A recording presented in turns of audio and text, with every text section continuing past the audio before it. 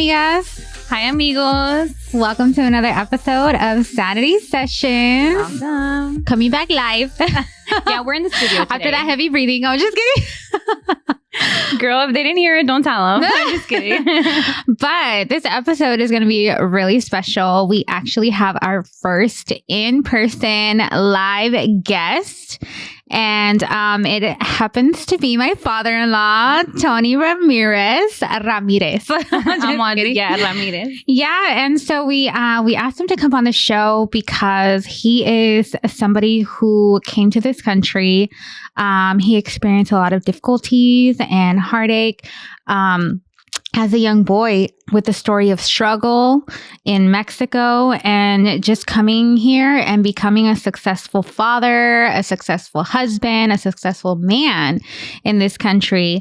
And we're so happy to have you here today, Tony. Thank you. I think with all the attention on immigration, we really wanted to have someone that experienced that and can talk about the struggle and really share their story with our listeners. So, Tony, how are you doing today? I'm doing awesome. Let me tell you this. Good. We like to hear it. Yeah. It's our very first, I don't know, it's your very first time being on a podcast. And Yes. Are you nervous? No, I'm not. No? Okay. I feel great. Yes. No, that's good.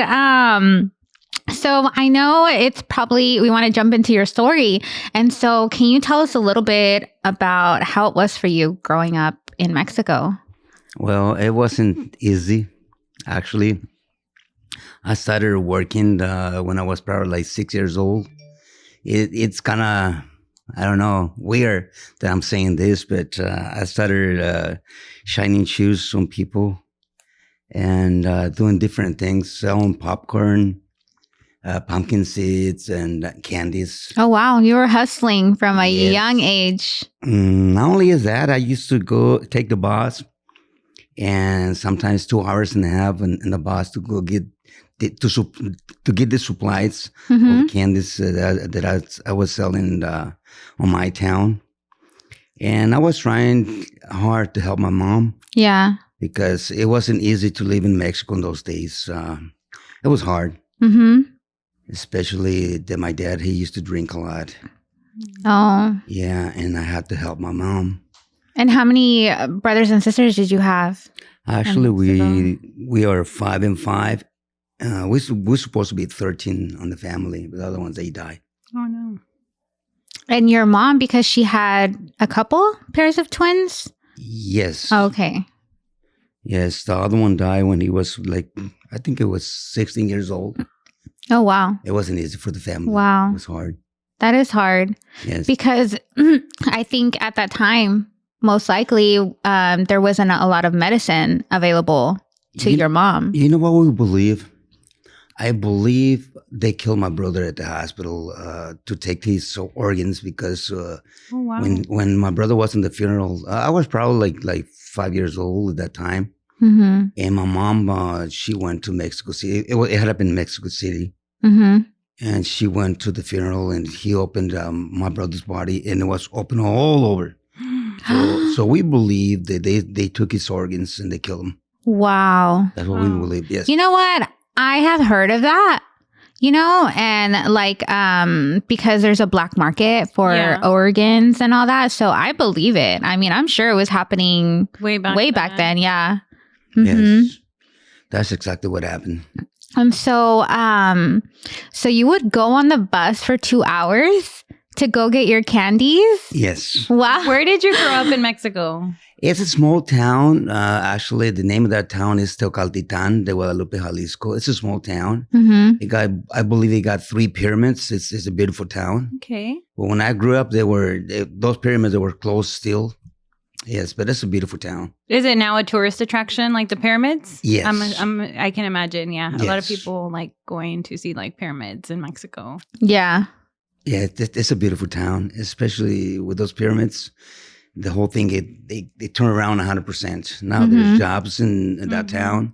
When I grew up, there were no jobs, actually. People that were struggling to feed their families. Yeah. It was hard. So were most of the jobs in the bigger cities? Is that why? Yes. Yes. And it wasn't easy for the people to move from one town to the big city. No, I'm sure it was more expensive. Not only is that, it was just a lot of discrimination against their own people in Mexico. Wow. Interesting. Yes, a lot of discrimination. Was it because you were from like a smaller like rancho or? Yeah, actually, they know right away that you come from a small town or rancho. You know, yes, They know? they know. Yes, You can tell. Just yeah. like when you like somebody from like America goes to Mexico, like you. They can know tell. you're from the U.S. Yeah. Yeah, that's Yes. true. Uh-huh. The way you talk, right away, they know where you're coming from. Yes, Wow. it wasn't easy. So, so aside from candies, what else? Well, actually, I used to go to out away from on the country to collect all the pumpkin seeds from people. Oh.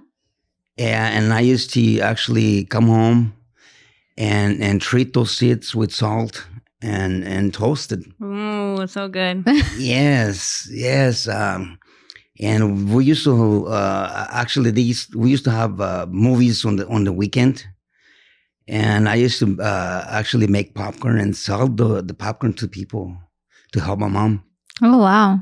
Yes. Was your mom also like she would sell, or was she? Did you guys have like a family like a tiendita? Because my grandparents have like a tiendita. You know that's how they make their income. But what was your mom doing at the time?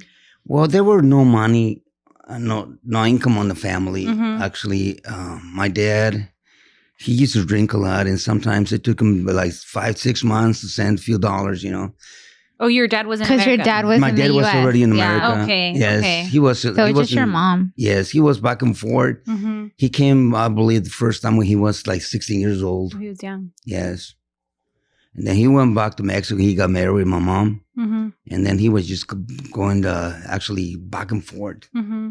Yes, it was. So it was a big responsibility for you as like a young kid. You know, you kind of had to step up as like not necessarily the father figure. Are you but one it of the was- oldest in No, your I'm family? one of the youngest Oh, in the okay. family. Okay. You know what? That's a good question because I took full responsibility Uh-huh. to help my mom, and she knew because I don't know.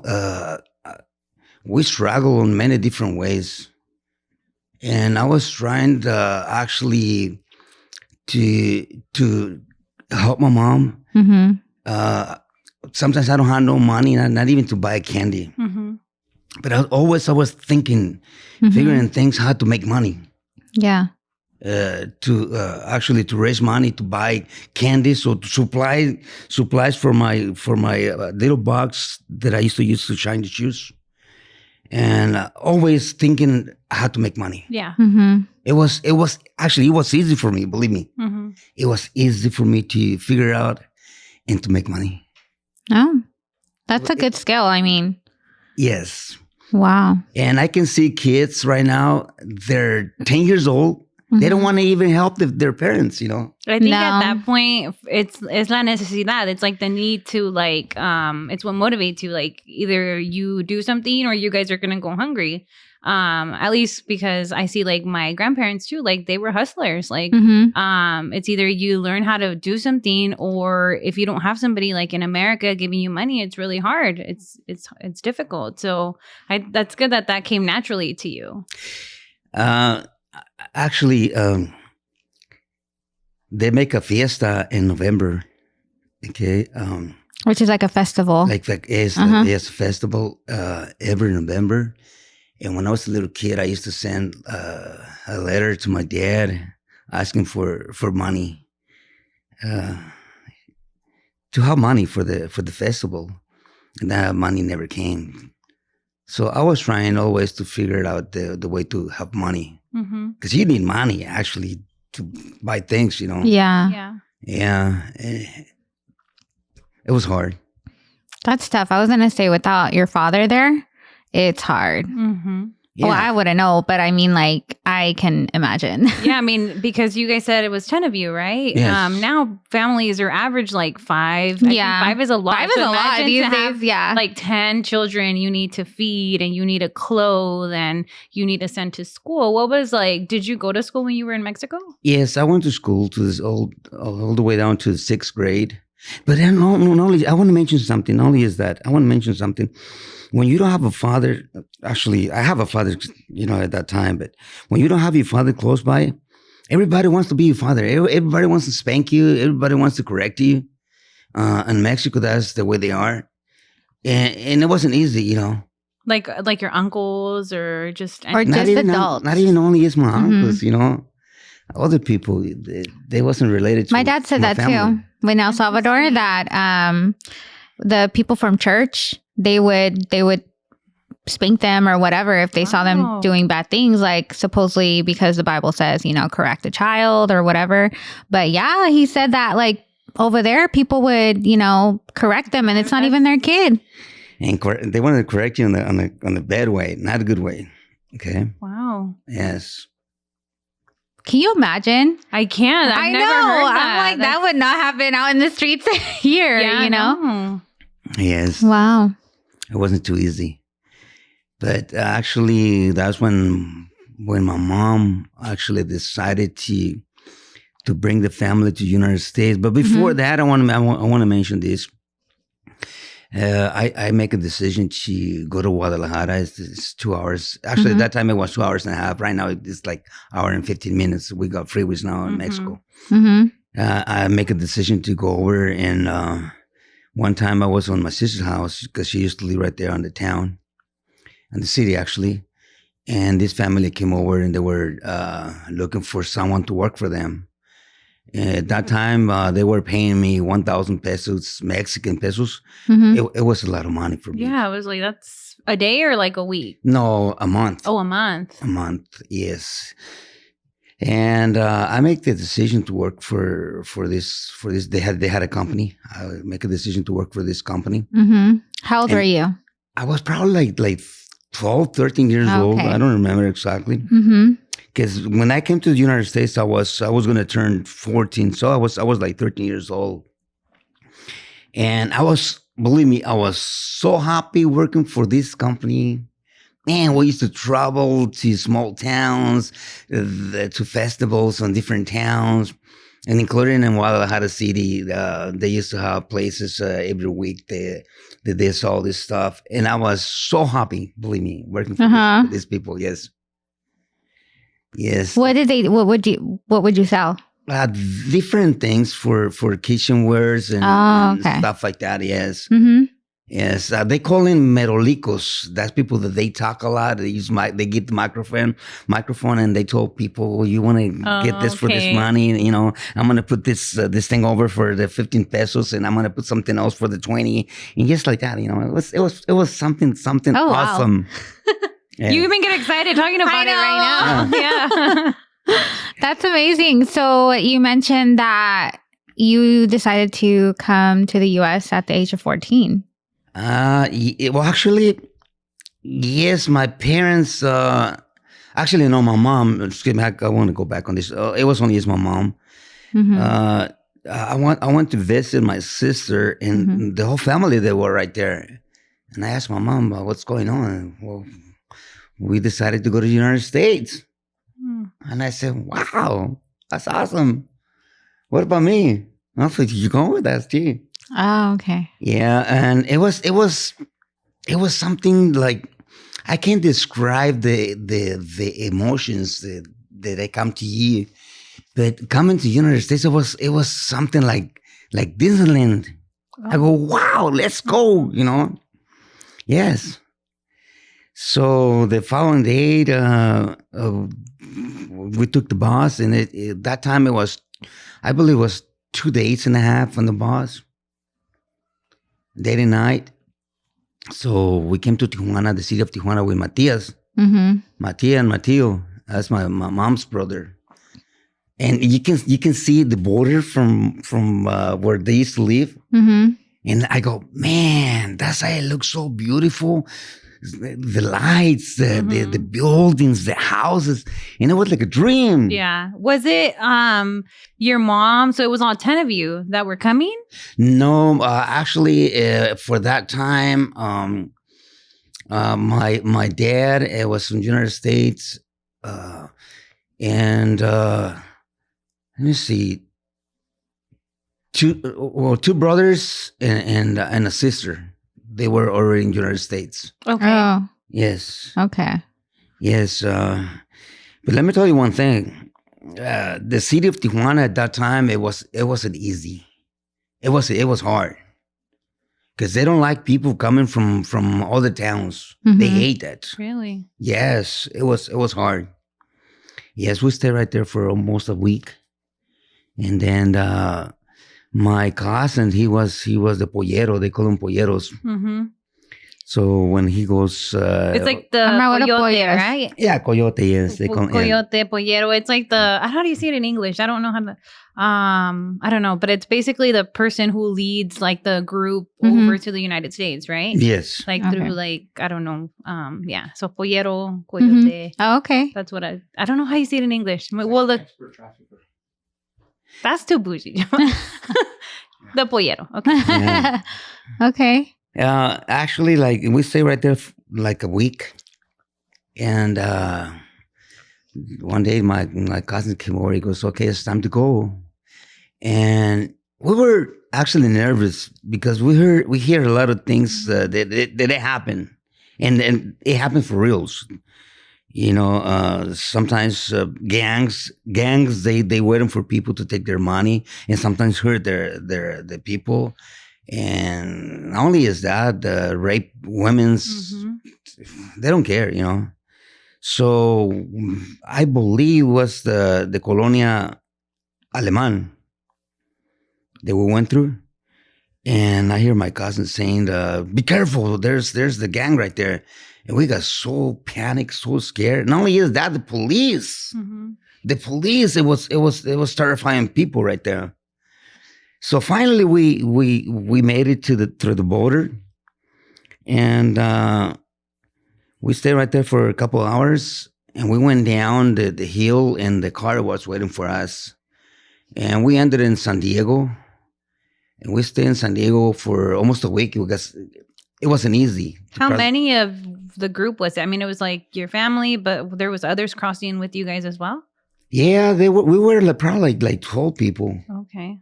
Yeah, 12 people in the car. They Oh, put wow. like four guys in the trunk. Oh. So you crossed in a car then? Mhm. Or like through, like, because I know people have say like, oh, you crossed through the Rio.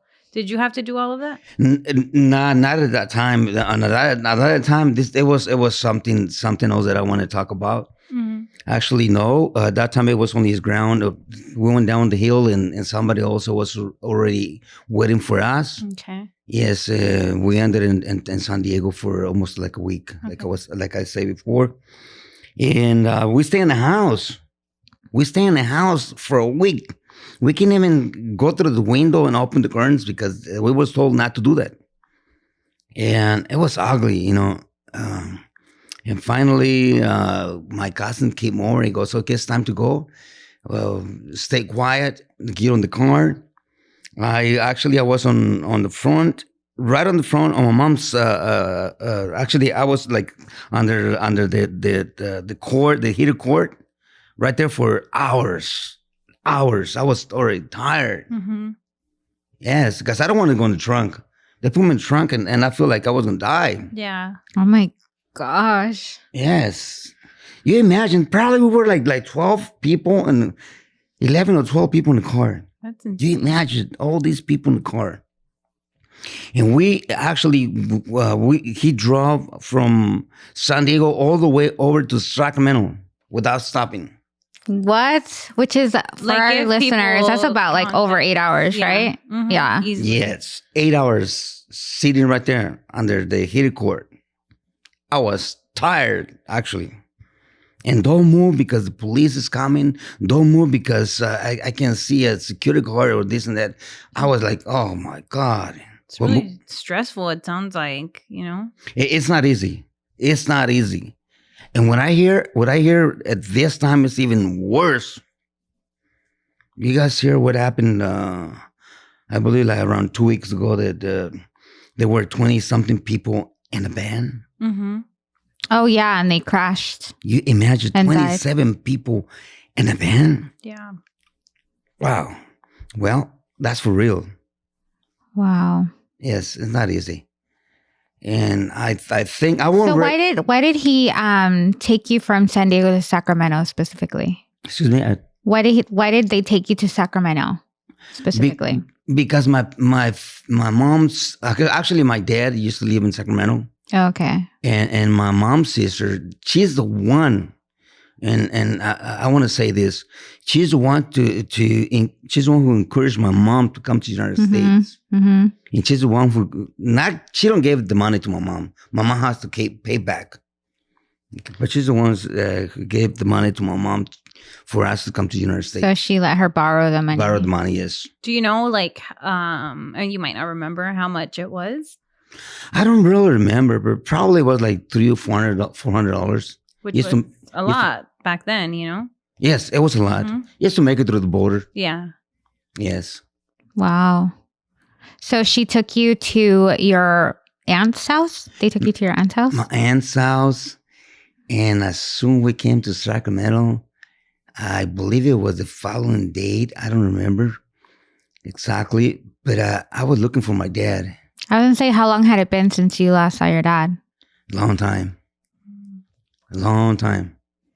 So I was excited to see my dad. So I asked my aunt and her husband for the address, because I live in the city for some time. So I was kind of open at that time. So I asked them where my dad lives. And they said, okay, you got to take A Street all the way down to E Street. And actually, they call them alleys in between from one street to the other one. They got alleys. Mm-hmm. And they said, he lives right on the corner. So I made it through. I went over and I knocked the door, and I was excited to see my dad. So he opened the door. He was like, wow. He didn't know you were coming? He didn't know you guys were there? No. Wow, your mom is brave. She just decided to come. Didn't even let your dad know. That's good that she had support from your aunt, her sister, yes. Right? So you saw your dad. He was surprised. Yes, he was very Did he surprised. recognize you? Yeah, absolutely. Because I looked like my dad. Yeah, He's all, I look like my dad. he was like, what are you doing here? I said, it's not only it's me, it's my brother, my sister, and my mom. Where they are, in my aunt's house. Oh my God. So he decided to go over right away. We walked, actually. We don't took the bus. I was riding a bicycle, but I decided to walk with my dad. It was probably like an hour walking from one side to the other side. 1 hour? Yes, but I was so happy to see my dad. It probably was like 10 minutes for you at that point. I don't care how my dad was doing in the United States. He was drinking a lot and he didn't send money to us. I don't really care at that time. I just want to... Did you guys talk about anything on that walk? Actually, he was very happy. We were talking about a lot of different things. Yes. Yes. It was awesome. It was great. But you know what? It wasn't too easy. It wasn't easy. Sometimes people cry. Sometimes people, they don't make it all the way. Yeah, it's dangerous. Very dangerous. Yeah. Very dangerous. And only is that there were a lot of discrimination at that time. A lot of discrimination. Here in the U.S.? In the U.S. What year was that? Do you remember? I believe it was like 1973. Okay. So you went to high school here in the U.S.? Oh, yes. And it was one of the beautiful things. It was a good experience. But it was a lot of discrimination on at that time in high school. Yes, on schools, a lot of discrimination. So you were picked on? Oh, a lot of times. Did you go to school right away? Did you enroll right away when you got here? Actually, we got here on May, and I believe we came on Thursday. And it took me probably like a week and a half, and I started working at this store. It's a Mexican store. They used to call it. It won't exist anymore, but it was a Mexican store. They used to make tortillas, and they used to have carnitas and oh my God, Bob. Yeah, Mexican panecito. Okay, and I started working right there. I used to get paid $3 a day. I mean, $3. We used to pack the bread, the pound for all the stores. Mm-hmm. They used to have Lucky's stores, Albertsons, and probably they won't exist on this day. But it was so excited. My brother Peachy and myself, we used to wake up early in the morning because we had to go to school anyway. But we were already right there like 5:30 in the morning till 8 o'clock. Before we went to school, we had to stay probably like 1 o'clock. And we used to get paid the same money, $3 a day. And and then I think the Catholic Church for this, they used to help people a lot. And my aunt, she was involved in the Catholic Church, so they asked the priest for us to help us. And right away, there was May, June, actually 3 months before the school started. We were already enrolled because these people, they help us. Okay. And we used to get paid for the bus. They used to give us coins for the bus. I can go anywhere with those coins, and after that they give us a card that I can ride a bus anywhere on the town. Yes, so we went to school, and I was so happy. It wasn't easy because I don't speak English at all. Yeah. Okay. Is that where you learned in high school? How to Yes, in high school and actually in the streets here, because in the street? hey, always I want to learn something different. Yeah. Always. And yes, the first day of school, I was excited. And on the same time, I was scared, because I go, Oh wait a my minute, gosh, that's scary. I don't speak Yeah. the language, or what's going to happen, Right. And everybody was looking at me like, who is this kid? Like I was from outer space. I don't know, like an alien. Did you live in Sacramento? Like, is that where you went to school, or was it like what were the demographics? Can we talk about that? Like demographics? I think so. What part of Sacramento? It was on downtown. I want to mention the high school because I loved it. Shout it out. Yes. Shout out the high school. Sacramento High School. I was the dragon all the way. Oh yes, I was proud of it. Were there a lot of Latinos at your school? Yes, Latinos from different countries. Mm-hmm. Yes, and I loved it. It was like a dream.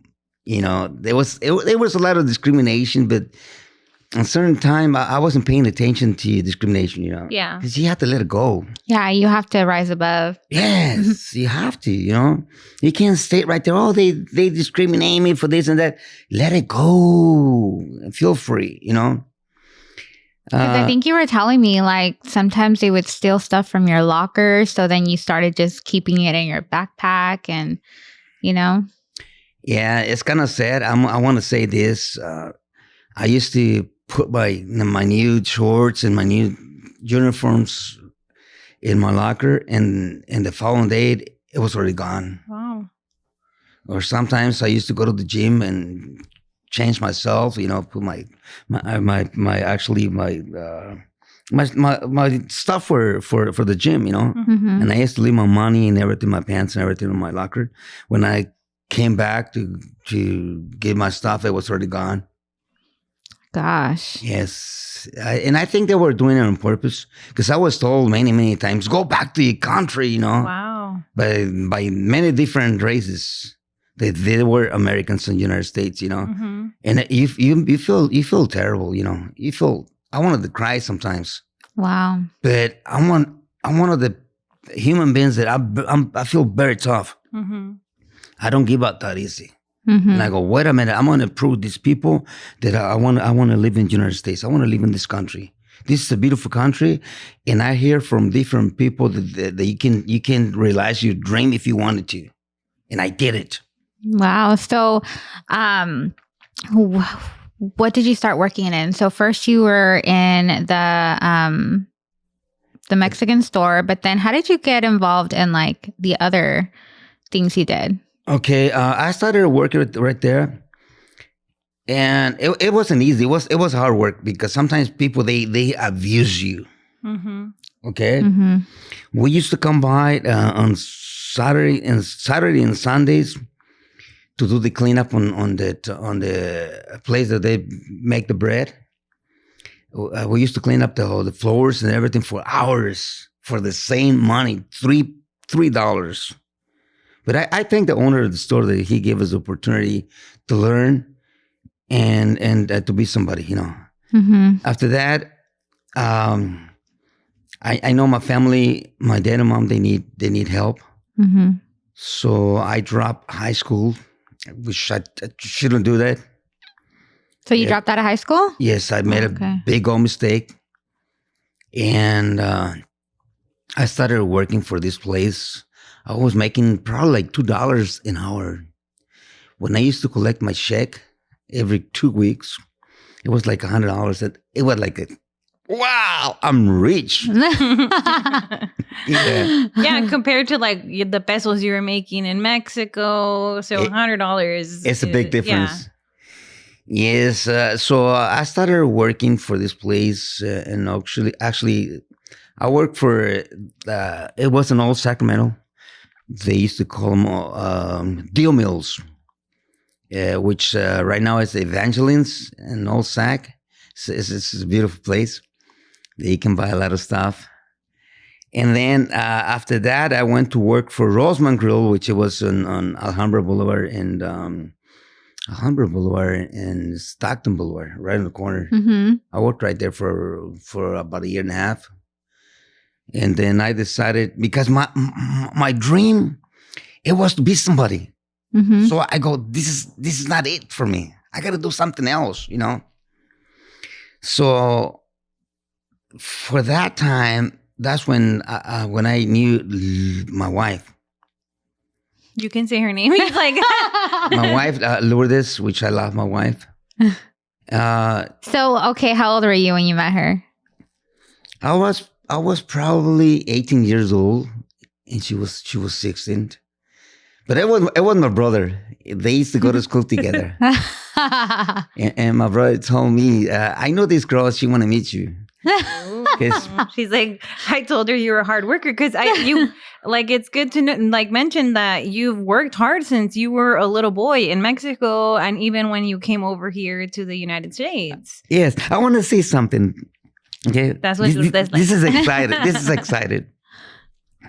When I decided to buy my first car with my own money, because I was working, I bought a 1966 Ford Falcon. It was an ugly car. For me, I'm all Googling. but for me, it was like driving a limousine. Yeah. A brand new Maxon, So, and then I bought a 1968 Firebird. And I was probably like 17 and a half years old. And then from there, I decided to buy another car because at that time I got involved with not a gang. It was these kids that they used to build cars. They call them lowriders, right? And I decided it's a big change because I was driving this Fiber, which was high rider, and from high rider I went to low rider. And this is very important, okay? Because my wife, she loves lowriders. Okay. So I decided to buy a Chevy. It was a Chevy. It was Chevy Impala 1976. Long cars. Mm-hmm. And then I drop it down all the way down. And then from there, I bought a 1968 in a 66 Impala, which was a nice car. And the car that I knew my wife, it was a 1968 blue Impala, which was a beautiful car, lowrider. Mm-hmm. And actually, my brother decided to bring Lulu to my house. Okay, actually, it wasn't our house. We weren't renting the house. It was an ugly house. Yeah, I was an ugly house, but I had a nice car.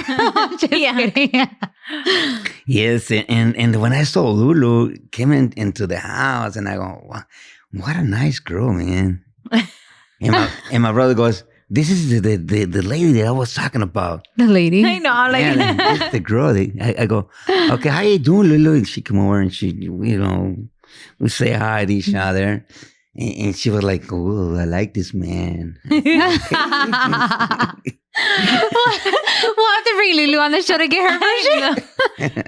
It's okay, Tony. You tell your story, and then later we'll let Lulu say how it really was. So did like meeting her like drive you more to No, succeed? actually, I met Lulu, and then they moved from Sacramento to Madison. There's these apartments that they rent, or some people, I don't know if they rent or just give people to live for free. It was a huge place that they used to live right there. So one time, she invited me to the Woodland State Fair. Mm-hmm. Not State Fair, Woodland Fair, because the state is California. So I went over there, and I was so happy to see Lulu right there, and we have a good time. And we decided, yes, to take over, and we left. And we ended on Sacramento. And from that time till today, she's my wife, actually. And we've been struggling, because we were so poor. And like I told you in the beginning, I had a dream. Mm-hmm. And I'm the type of person who make a decision, and I don't stop until I have the dream on my hands. So we got together, and we were struggling.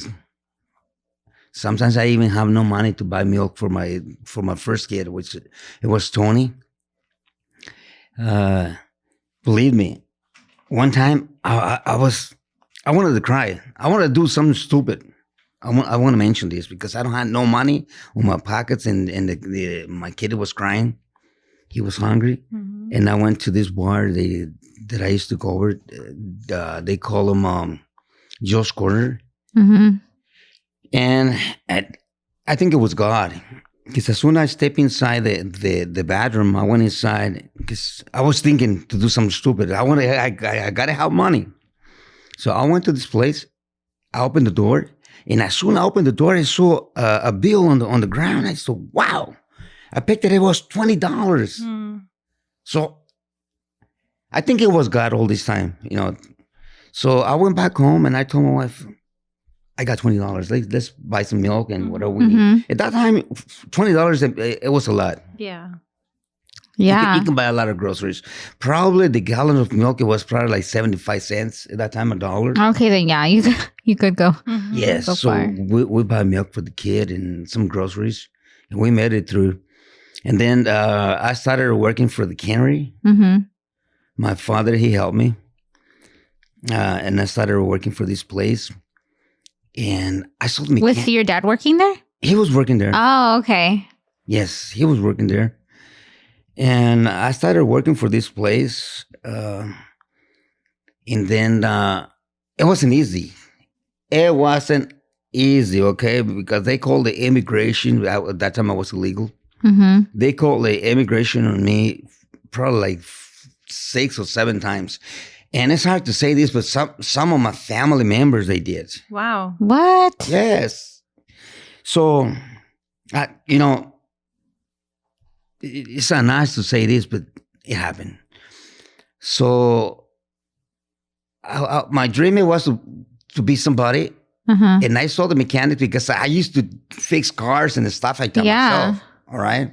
You enjoyed that stuff. I enjoyed that. Yes. And I used to work on cars until 10, 11 o'clock. Sometimes they used to call them the paddy wagon, the one they used to pick up the winos on the streets. They used to come by and put the light on me like, what are you doing? And they knew it was the little Mexican working on cars. So they let me go, because I was working. I used to fix cars on the streets. And when I get into the cannery, Right away, I was looking for the big people because you have to go to God, right? Mm-hmm. Mm-hmm. You understand what I'm saying? Mm-hmm.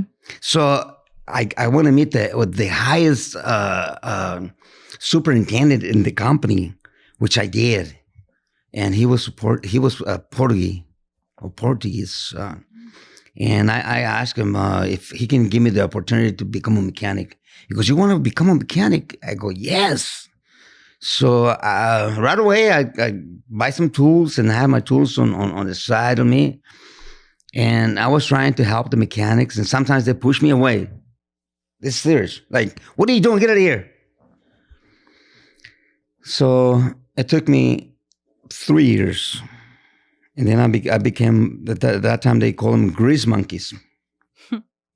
So I became a grease monkey. I used to grease the bearings and the machinery. And when they were welding, I got involved. I wanted to learn how to weld. So they gave me the opportunity to become a welder. And because my boss, which was Joe Simas, who was the superintendent at that time, he told my supervisor to teach me how to weld. And I believe it was God working on this man. So one time he came over, he goes, "Can I tell you one thing?" At that time, I just barely understand English, And I opened my eyes and I go, "Okay." Nod your head. And then he goes in Spanish, "Te pareces a Cantinflas. You look like Cantinflas." A lot of people, they know Cantinflas. Okay. And I go, "Okay, I look like Cantinflas." He goes, "Come here." He goes, "I'm going to give you as many opportunities that you want or you need to become a mechanic. But you're going to become a mechanic. Because I can see, or you have the light." At that time, I don't know what was it. I don't know what was light. And I was trying to describe that. And he goes, you have to go to school. Which I did. And it was something awesome. You went back to school? I actually... Oh, no, you went to school for welding? For welding. Oh, okay. Yes, for welding, yes. But before that, I told my wife, I want to be somebody. I want to be somebody, and I'm going to buy you a house. And she was like, okay. Mm-hmm. So we moved from downtown to Broderick. It was West Sacramento. I believe it's still West Sacramento at this time. We moved that way, and I was paying probably like $80 a month at that time. And I decided to enroll they used to call them a skill center. It was supported by the government. And at that time, whoever wants to become somebody, the help was right there. Mm-hmm. So I decided to take the opportunity to be somebody, So I went over and I subscribed myself at the school, and I started an auto body and painting, which it took me probably like 2 years to finish the course. I was doing auto body and painting, which I became I became a good auto body worker. And then my teacher asked me, my instructor, in other words, if you want to do some welding, it was a six months course. And he goes, and then from there you're gonna come back this way. I go, yes, that's what I need. It was like God in my life to be somebody. So I decided to take the welding class, and it was awesome. I became a good welder in a week. In a week. Tony, you said that you were undocumented at the time, right? Were you able to enroll in the school, or like what challenges did you face, like even enrolling in school, even the job at the cannery? Were they hiring undocumented people at the time, or did you have to because I know now people use like somebody else's social security. I think then things were a little bit more lenient when work would hire like undocumented. Yeah, there wasn't like verification. Right. Like there is now. Do you remember any of like having to deal with that, or was it was it easier for like employers to hire undocumented people? And even like enrolling in like the vocational school that you mentioned, like did you face any struggles there? Actually, I want to say the truth. Yes, you got to have a green card. Mhm. You got to have Social Security. Even at that time, they Yes, required it. it was required. Mhm. So I had a green card that I bought for $50. Okay, it was fake. Mhm. And my Social Security was good because I went to get my Social Security when I was 16 years old. It was easy at that time.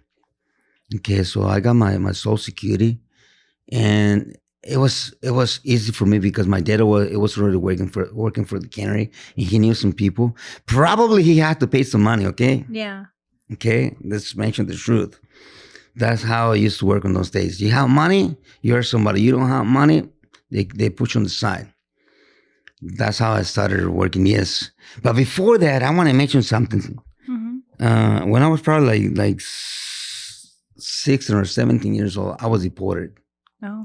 Oh, I didn't know that. and it wasn't a good feeling. Believe me, it was ugly by myself. I ended in on my town again, but the good thing was that my mom was right there. Okay, my mom was right there at the town. She wanted to get my brother Mario. Mm-hmm. 'Cause, She had gone back. yes, yes. At that time, when we came back to the border, it wasn't easy. It was hard. Trying to get back in. Yes, it was hard. So, we decided to cross the border. We had the coyote. So we decided to. When they deported you, did one of your family, did somebody like, did immigration like go to your job, or did somebody like call them on you guys when you were deported, or on you? No. I was young, and I made a mistake, and I got caught, and they sent me back over. And I was very young, and it's not a good feeling. It's ugly because on the way over, I decided I was told by the judge not to come back, so I decided to go to the town because I was afraid to get caught, and I decided to go back to my town in Jalisco, and my mom was right there. So the reason she went back over is to get my brother Mario, the oldest in the family. Mentally, he wasn't okay, and she had to go over and get him because he was right there for years, probably like 4 or 5 years actually. And she decided to bring her son back over. So we got to the border, and it wasn't too easy. Let me tell you why. Because we had to walk on the water for hours. This is serious. The water was all the way through my chest. Wow. You don't know what kind of animals that were underwater. So we tried it 2 times. The first time we ended it. Getting caught by the immigration. So we came back to Tijuana, and then we came back actually to try the following day. And that's the day that it was raining. It was raining like crazy. It was hard to cross the border. That's what I want to say this. I won't recommend people to come by right now. It's not easy. Okay, they got cameras, they got sensors. Mm-hmm. You got to go through the desert, and most of the people they die because they don't know what's going on. There's a lot of snakes, and those snakes, they don't play games. They bite you and they kill you, and there's no help. On the middle of nowhere, you die. And some of these people, some of these coyotes, they lie to people. Yeah, They told people it's easy. It's not easy. It's not easy. If you have a dream, I'm not trying to stop you. Okay, if you want to make it, if you think you have a dream and you want to fight it, go ahead. Nobody's going to stop you. Go ahead and do it. Okay, but it's not easy. Okay, you might suffer. You might die. And believe me, you got to pay a lot of money to come to the United States. You have to work probably a year or 2 years just to pay for that, for the coyote. Mm-hmm. Okay. Wow.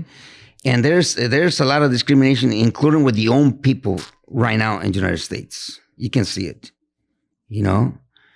Okay, so going back to that day, so actually we were walking on the water. There was a lot of moth. We ended it on this place probably around 5 o'clock in the morning. We walk all night long, raining, underwater. So we ended on this place, and that people was so nice. They gave us menudo in the morning, coffee, and they help us a lot. So the same day that we arrived to that place, around 6 o'clock, they told us, "Okay, get ready because we're gonna go over from, I think it was that San Clemente, where the immigration was, and we passed San Clemente. I think it was some kind of like an arrangement that they did with the immigration because they had over 200 people on this bus. It was like this is like a big old motorhome where they have the horses. Oh, okay. Like a trailer? Like a trailer, yes. Big old trailer. And we were over maybe like 200 people on that on that actual trailer. Oh my gosh, my anxiety. I know. Not really, because it's a good, to me. I wasn't excited and with the anxiety or scared. To me, it was like, I want to go back to the United States. I want to go back to. I was like, man, I got to keep going with my dream, you know. So it happens. We ended it in LA, and from LA, my sister came over, and my brother-in-law, they came over and got us, you know, and we made it all the way to Sacramento. It was a big change because I was doing stupid. I was doing crazy. I was going crazy, actually. It was a big change because I make a decision to change my life. Okay, that's when I decided to do something different. When I actually got together with my wife, we got married a few years after we got together. We went to actually Reno, Nevada, and we got married over there. And we struggled here and there, you know. It wasn't easy. Well, I'm very proud of my wife, actually. I'm very proud of my kids and their wives. When did you decide to get your green card? My green card? And what was the process like for you? Actually, it started in 1985. I think I think the President Reagan, he was an actor, and for some reason I love this man. I love the way he was acting. Mm-hmm. And actually, he's the one who gave us the opportunity to get the green card. Was it during the time they granted the amnesty? Yes. Okay. Yes. Which it was awesome. Mm-hmm. I thought I wasn't going to make it because I was deported one time. Yeah. So how long had you been back before you were able? Probably the last time that I was deported, I think it was before Tony born, after Tony got born. Something like that. So I had to ask for the pardon. How do you call it? Pardon? Pardon. Forgiveness or forgiveness. Like pardon. It is pardon. Yeah. I had to send a letter to Washington for that. It took like a month or 2 months. And after that, they gave me the green card. I got the green card. Actually, we applied for the green card at that time. I think it was 85, 86. And they gave us some kind of like a card that you can cross the border, like a green card, but it wasn't a green card. They gave me the green card until 89 or 90. That's when I got my green card. And Did what your did it feel like? Also get the green card? And They got it before that. okay. Yeah, my grandparents, because one of my sister's son got married with a citizen, and then my sister, actually, she became citizen, and she decided to help my parents. Yeah. And they got their green card before I got mine. Okay. Yes. Oh, wow. Yes, it was amazing. And when I got my green card, let me tell you one thing. This is serious. I was so happy. I was so happy that I was jumping all over like crazy. And I told my wife, now we are free. We can go to Mexico anytime we want to. Mm-hmm. And we used to go to Mexico like twice a year, actually, like twice a year. Yeah, I think for a lot of people getting the green card, it's like, you don't have that fear of being deported, or sure, you're probably still discriminated against, right? Regardless of a green card. Regardless, yes. Yeah, but you don't have to be looking over your shoulder constantly that, immigration is going to send you back. Yes. It's a different feeling, Mhm. Yes. Because you never know. You get stopped by the police, and, Right. and sometimes on those days, the police, they used to ask you for the green card. Mhm. If you don't have it, you're going back to Mexico. Yeah. Yeah, they put you in jail, and they had to wait for at least a week for the ICE to come over. Before they used to call them immigration. Now they call them ICE, Mhm. for them to come by and get you. And one time they sent me back from Sacramento to the border. We were 3 people sitting on 2 seats, and it's a hard seat. It's plastic. Mhm. Okay, and it was probably like 12 hours to get into the border. Yeah. It wasn't a good feeling. Oh, wow. Yes. So yes, going back into the cannery.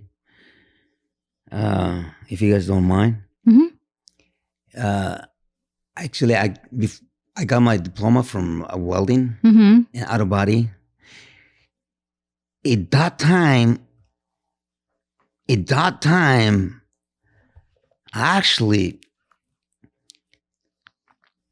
I have my diploma, and then my boss asked me if I want to be a full mechanic. A full mechanic means you got it already made it. Mm-hmm.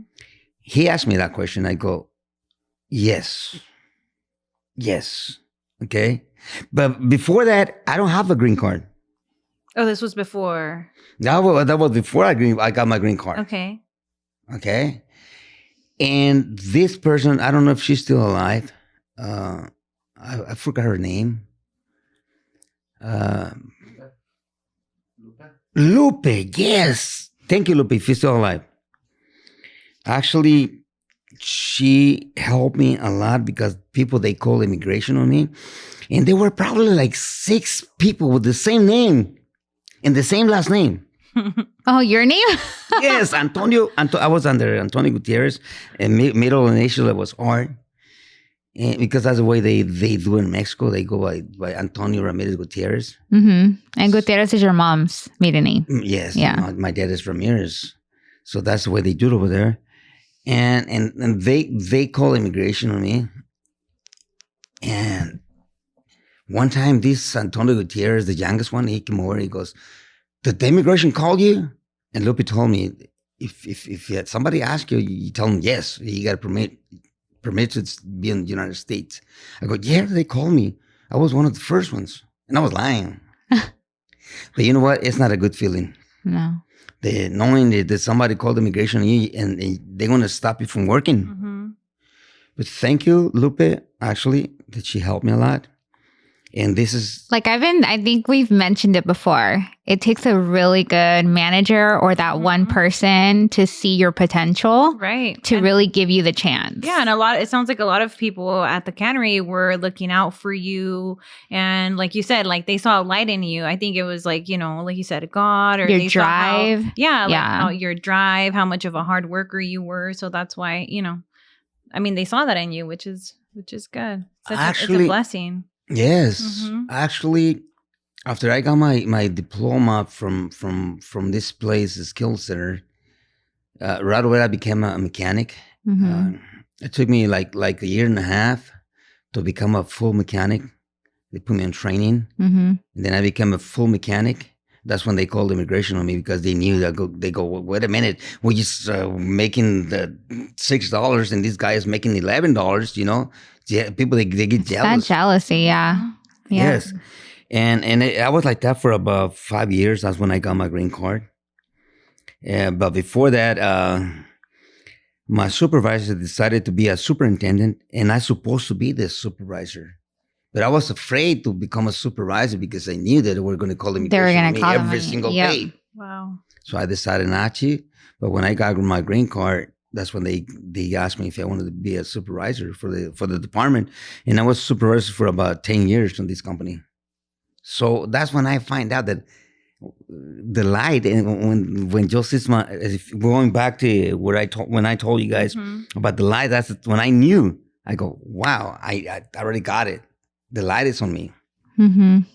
Yes, and everything changed. Actually, I decided to buy my first property, my first house, which I still have it until today. Yeah, they still have it. Okay, I still have it. Yes. The house on San Carlos. Yes. Yes. I've been there. Yes. So I decided to buy this property for my family. My wife, she was so happy. That's a big accomplishment. I think Yes. that's what they say is the American dream, is owning your own house, your house. Yes. But when I bought the house, I don't have papers at that time. Oh, wow. Actually, I think it was a year before I don't want to get all confused. I think it was a year before I got my green card. So all my family members, they used to tell me, why you buy a house? Why you buy a property? I go, why not? I need to buy something for my family. It's an investment. Mm-hmm. Yes. So when I got my green card, I told my wife, you know what? And this is serious. That's when you said, I'm going to have my dream, you're going to have it. You're going to get it. In other words, I told my wife, I'm going to buy you another house. And she goes, okay. So I was a hard-working person. I will believe it when I see it. I was just kidding. Actually, I started working like, I'm not lying, like 16, 18 hours a day. Oh my gosh. Working in the cannery. Mm-hmm. Working on, I got my shop. I built my own shop, okay? I started working on cars because I had to already have my diploma, painting cars, fixing the, actually salvage cars, which I used to go to the place, the auction and buy cars, fixing them and actually fixing somebody else's cars. And I was making good money. Wow. So that's when I told my wife, oh, we got to buy another house.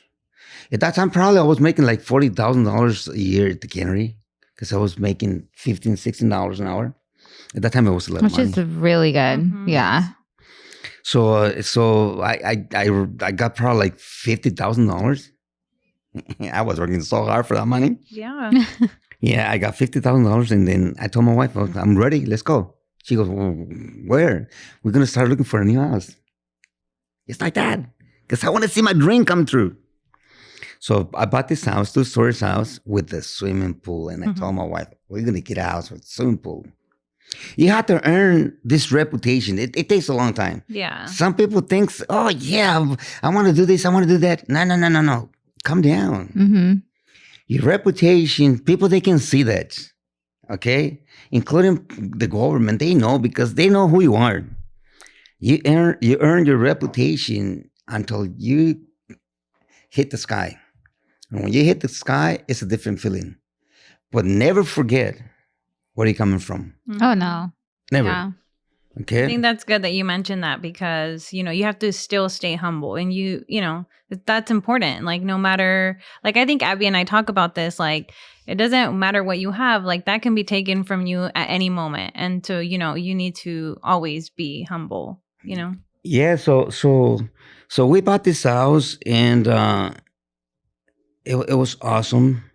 And from there, my wife and my son, Tony, the oldest, because it wasn't at first it was a good area to live, but and then later we decided to move from that house, and we came back to downtown to Natoma. So we bought a beautiful house.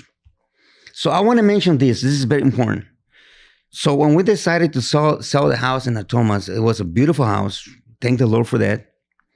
It was a beautiful house, big house. It was over 4,000 square foot house. Mm-hmm. We decided to That's move. the house Joanie calls the big house. Well, the big house. Yes, it was a beautiful house. Beautiful backyard. I spent a lot of money to fix our yard. It was one of the most, and I'm not afraid to say this, but it was one of the most beautiful yards in Natomas. The most beautiful. I spent a lot of money, okay, to fix our yard. And we decided to sell the house. And when we we were in the middle to get this house, we hired this guy to get a loan for us. And this is the first person who told me this. And he made me feel so great, so good. He goes, I want to tell you guys something. You guys' reputation is right here. And I was like, wow. Why? Because of your credit score? No, I'm just kidding. He goes, I'm very proud of you guys that you guys made it all the way through here. And I was like, wow, this American person that was telling me this, I wanted to cry. And actually, he cried. Not only one time, a couple of times. He goes, Mr. Ramirez, you guys are good people. You guys are hardworking people, and your reputation in the United States is so high, and everybody knows that. Because they know who you are. And I go, wow, that's when I find out about reputation, how you build your reputation on this country. And I thank the Lord, and I thank the United States. I thank the United States for the great opportunity that you guys gave me to live on this country. I'm very proud of that. Yeah, and I will say, like, just because, obviously I married your son, but I see it in your other kids, like they value hard work because of that example that you and, your wife Lulu gave to them. And to this day, like they still work. He's at, the cannery, and you're supervisor, obviously, but like, you guys are both supervisors in your profession. The cannery still exists. I think he went to a different one, right? Not that one. That one is already, actually, they build apartments Okay. for low income. But let me tell you one thing. This is exciting. When I was applying for the green card, they asked me for recommendations, from different people in my job. And I was afraid to tell my job that I don't have no papers, Oh, they didn't know. No. Because Lupe, I'm sure Lupe knew. Well, right? Lupe, no, not the company. Oh, okay. Okay. So. Oh, and it has to be on like company letterhead, I bet. It's an ugly feeling. It's official, yeah. It's an ugly feeling. I go, okay, I got to do it. I'm sure you weren't the only one. I think like back then, or even now, I think it's still a lot of people use like different like social security, or like you said, you had a fake green card that you were working on. So I'm sure, I don't know if it came like a surprise to the company, but I think it did. But you know what? When I asked these people for a recommendation and the letter to recommend me, it was like a rainy day. When I mentioned that rainy day, I got help from everybody at the company. Mm-hmm. It wasn't only as the company, my supervisors, my superintendents. I mean, because they have like 10 superintendents. Everyone find out that I need help, and right away they give me recommendations. It's awesome. Yes. So when I came to the immigration to give all these letters, they was like kind of like surprise that you had so many. Yes. So I was so happy, and they said, "Wow, they love you, Mr. Ramirez." And I say, "Yes, they do," because I was a hard-working person. Yeah. And I'm telling you, when you're a hard worker, your work speaks for itself, and people see it.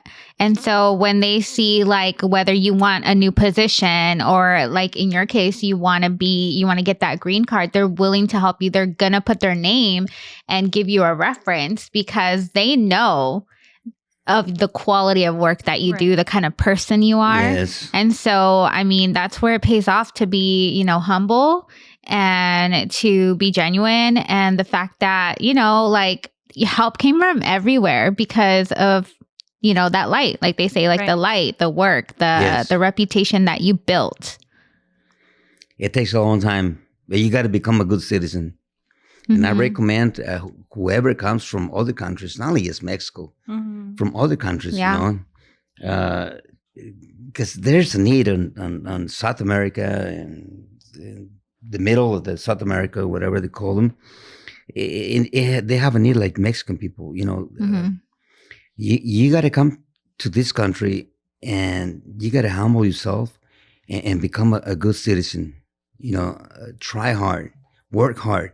You got to teach these people that you want to be somebody in this country, because it's so easy to go different, different direction and start drinking and using drugs and stuff like that.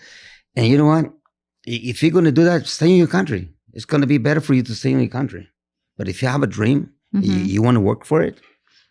And I think what's important too is that us who were born here, like Leti, you were born here too, right? I think it's also being respectful and not feeling like you're better because you were born here than someone who comes here. You know what I mean? And I know that's something like that my parents have always instilled in me with, my dad, who also came over, undocumented and got, his green card and ultimately became a citizen. I mean, it's just something that like we've always been told, one, be humble, be respectful, no matter where they came from, no matter who they are. And I think it's, not treating them like they're less than you because they came over a different way. Right. You know what I mean? Any different. Yeah. Yes. Yeah. And you know what? It's a good feeling. I feel, I don't feel like before. Now, and at this stage, I feel that I am part of the community, the American community. Because I feel free. I can do whatever I want with respect. And I feel that I am part of the American community because they treat me good. Would you say that you achieved your dream, the dream that you had when you came here? Yes, I already got my dream, and I thank the Lord for that. All my kids, they have a good jobs. I try hard to help them in many different ways, and all of them they have good jobs. Thanks to them too because they try hard. Yeah. Including their wives, they have a good jobs and they're working together to become a good American family. Yeah. If I said it right. Let me ask you this, Tony. If you were young, seeing how the circumstances are right now, would you still, and you lived in Mexico, would you still make the decision to come over to the United States at this time? At this time, I had to think about it twice because you can if you go on actually how do you call them on Google and you Google everything that is going on around right now. I gotta make it's hard for me to make the decision to come by to the United States because a lot of things is going on right now. But if you have a dream and you want to fight for it, go for it. You gotta ask for help. It doesn't matter if you gotta go different directions. If you want to be somebody, in the United States, they're going to open the doors for you. If you want to become a good citizen in the United States, you gotta fight for it. You gotta work for it. You gotta earn the reputation that you need to be in the United States. Would you do it all over again if you had this outcome? Yes. Where you are today? Yes. You worked hard. I think I like that you said like you have to earn it because as you guys heard, like your story, it wasn't easy even from the time you went from Mexico even to where you are now. It wasn't handed to you. No. You and your family worked hard to be where you are now. So I like that you said that. Like you have to earn it. You have to work hard. Yes, people are going to close the doors, but it's up to you to make that decision to keep working at it and find different opportunities because I agree. There are people out there that are willing to help you. Not everybody is bad. Not everybody discriminates against people who come over from different countries because like you said, it's not just Mexico. So I like that you said that because I think the biggest thing is like you have to work hard. There's one thing that's good that you came up with that. I want to mention something. There's people that they work at not only is in my company, different companies, especially if you have a union. There's people that they work for only for the check. They don't care, And I'm the opposite way. I gotta earn my check. Okay, I'm a hardworking person, and they know that. Yeah. Including the manager, he comes to me and he told me many times, "You are a hardworking person," and I thank for that. I thank this man for that.